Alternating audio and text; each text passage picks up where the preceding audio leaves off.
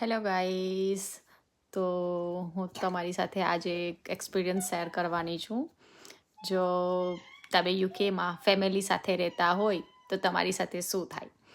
તો યુઝ્યુઅલી જોવા જાય તો નીતિશની જોબ ચાલુ થઈ છે ક્રિસમસ પછી. કંપની ચાલુ થઈ છે હોલિડે લીધા પછી 3 તારીખથી, અને કન્ટિન્યુઅસ 3 તારીખથી એ જોબ પર જાય છે, સેટરડે સન્ડે પણ ઇવન. બરાબર.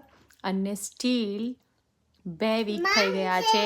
આજે સેટરડે પણ હાફ ડે માટે કામે ગયા હતા. સો 3 તારીખની વાત હતી અને આજે છે 17 તારીખ. ઇટ મીન્સ કે 14 દિવસ પછી અમને આજે થોડી વાર સાથે બેસીને વાત કરવાનો ટાઈમ મળ્યો છે. એ પણ કાલે રજા છે એટલા માટે સન્ડેની. નહીં તો